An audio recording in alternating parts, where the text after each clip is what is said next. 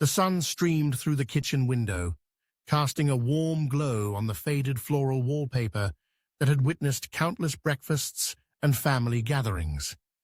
Margaret stood at the counter, her hands busy slicing fresh strawberries, their sweet scent filling the air. She hummed softly to herself, a tune from her youth that had always brought her joy. Yet beneath the surface of this idyllic morning routine, a storm was brewing.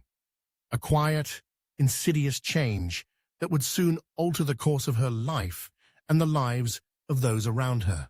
It started with small things, a misplaced set of keys, a forgotten appointment, a conversation that seemed to slip through her fingers like sand. At first, Margaret brushed it off, attributing these lapses to the busyness of life. After all, she was a grandmother, a mother, a friend. Her days were filled with responsibilities and distractions, but as the weeks turned into months, the forgetfulness became more pronounced. She would find herself staring blankly at the television, unable to recall the plot of a show she had watched just the night before. Names of acquaintances eluded her, faces became blurred, and the once vibrant memories of her children's childhoods began to fade like old photographs left in the sun. Her daughter, Emily, noticed the changes first. During a visit one Sunday afternoon, she found her mother struggling to remember the name of her favorite restaurant, a place they had frequented for years. "Mom, remember? The one with the blue awning?" Emily prompted gently, her heart sinking as she watched her mother's brow furrow in confusion. Margaret finally shrugged, a fleeting look of frustration crossing her face. "I'm not sure, dear. Maybe it's just been a while since we went there." Emily wanted to believe her mother's words, to dismiss the unease that crept into her mind. Yet as the days turned into weeks and the weeks into months, the signs became harder to ignore. Margaret began to repeat stories, recounting the same memories within the span of a single conversation. She would ask about her late husband Jack, as if he had merely stepped out for a moment. "Have you heard from Jack lately?" she would inquire, her eyes searching Emily's for reassurance. Each time, Emily felt a fresh stab of pain in her heart, the reality of her mother's condition settling heavily upon her.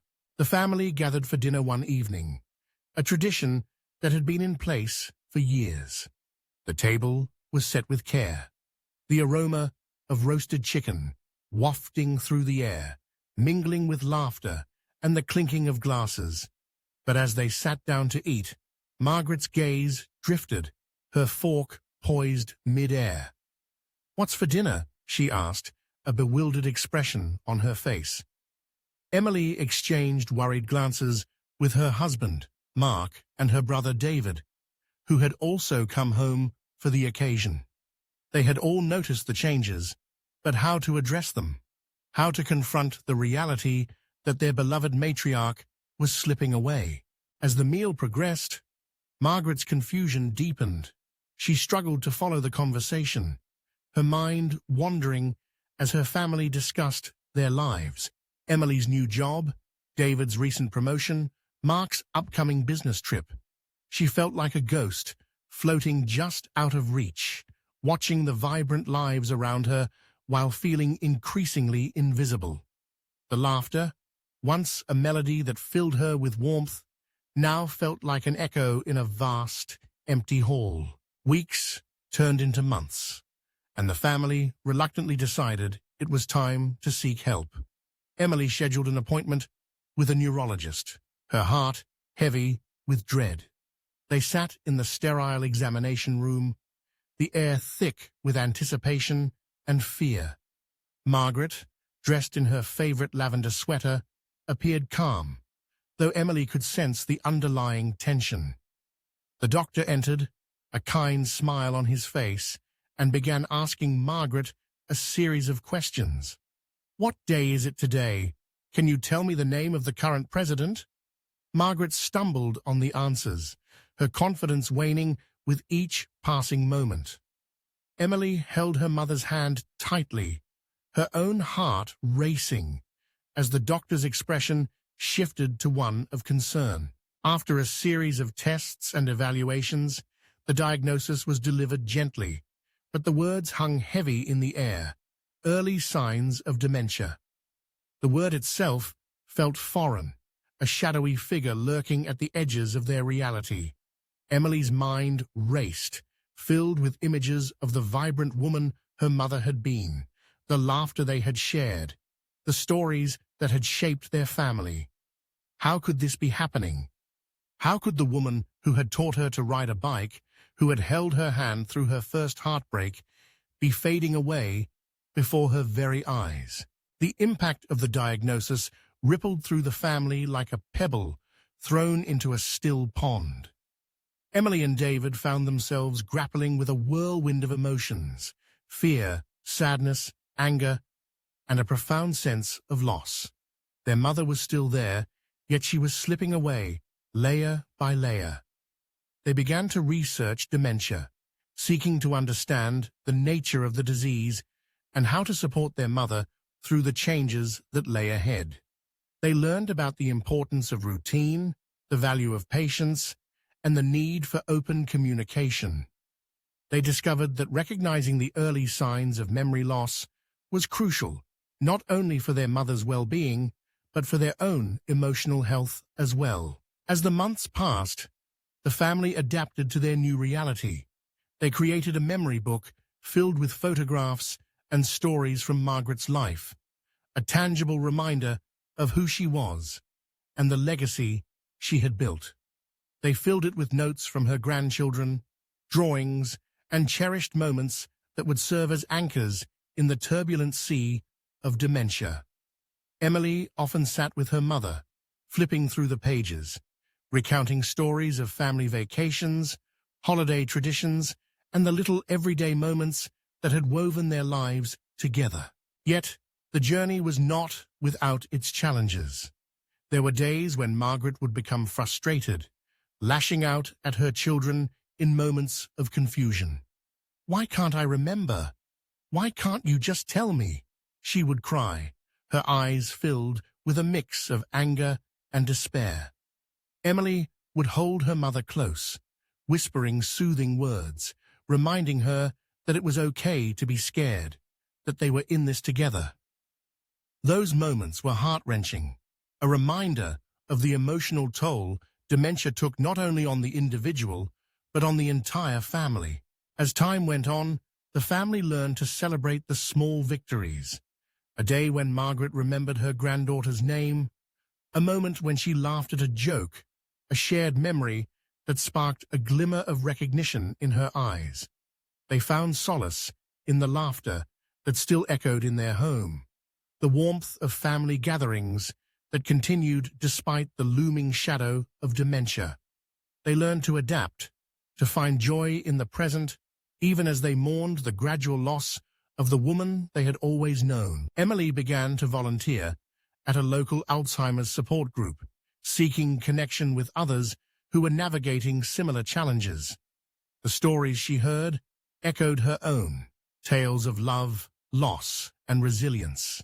She met caregivers who shared their experiences, their struggles, and their triumphs, and she found strength in their camaraderie. They spoke of the importance of recognizing the early signs of dementia, of advocating for loved ones, and of the need to create a supportive environment that honored the dignity of those affected by the disease. Through these connections, Emily discovered the power of storytelling as a means of healing.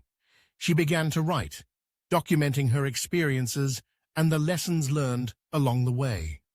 Her words became a lifeline, a way to process the emotions that swirled within her. She wrote about the beauty of the small moments, the laughter that still rang out in their home, and the love that remained steadfast despite the challenges they faced. As Margaret's condition progressed, the family made the difficult decision to transition her to a memory care facility. It was a heart-wrenching choice, one filled with guilt and sorrow. Emily struggled with the idea of leaving her mother in a place that felt so foreign, but she also recognized the need for specialized care that could provide a safe and supportive environment. They found a facility that felt warm and inviting, where staff members greeted residents with kindness and compassion. The transition was not easy.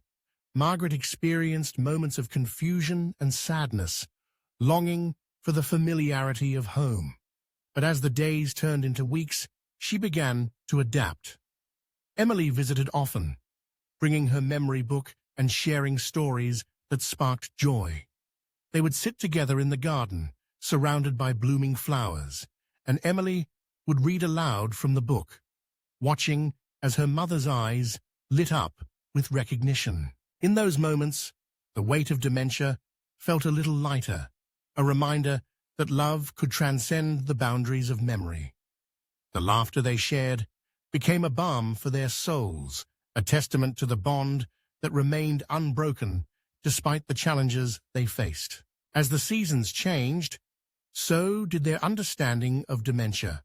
They learned that it was not simply a loss, but also a journey filled with moments of grace, compassion, and resilience.